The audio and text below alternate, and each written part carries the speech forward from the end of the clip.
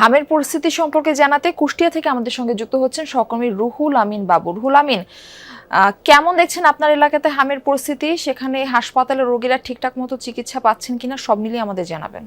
Murphy, আপনি জানেন যে কুষ্টিয়া কিন্তু হামের কারণে একটি রেড জোন এরিয়াতে পরিণত হয়েছে। কারণ আমি এই মুহূর্তে রয়েছি কুষ্টিয়া মেডিকেল কলেজ হাসপাতালের এখানে শতাধিক অর্থাৎ কয়েক শত হাম আক্রান্ত রোগীরা ভর্তি রয়েছে। আসলে তারা বিভিন্ন সময় এসে ভর্তি হয়েছেন, অনেকেই চিকিৎসা নিয়ে চলে গেছেন। এবং আরেকটি যে কুষ্টিয়া 250 হাজার জেনারেল হাসপাতাল, সেখানেও রয়েছে প্রায় 31 জন মতো ভর্তি রয়েছে। সেখান থেকেও চিকিৎসা নিয়ে অনেকেই ফিরে যাচ্ছেন এবং অনেকেই আবার নতুন করে এসে ভর্তি হচ্ছেন। এবং আরও একটি বিষয় যেটা বলে রাখি, কুষ্টিয়া আসলে দুইটি উপজেলার বেশি হামের প্রকোপ দেখা দিয়েছে, সেটি দৌলতপুর উপজেলা এবং মিরপুর উপজেলা। এই দুইটি জায়গা উপজেলার থেকে সব থেকে বেশি হাম আক্রান্ত রোগীরা এসেছে।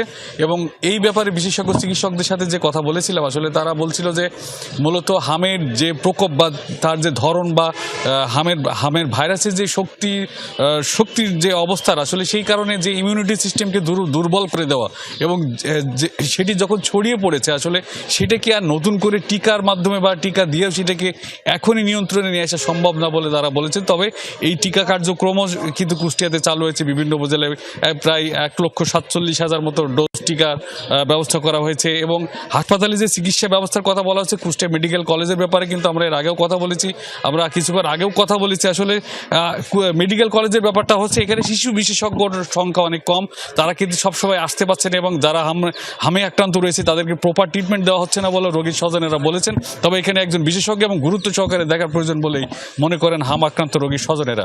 বারফি। রুহুল আমিন, ধন্যবাদ জানাচ্ছি আমাদের সঙ্গে যুক্ত হওয়ার জন্য।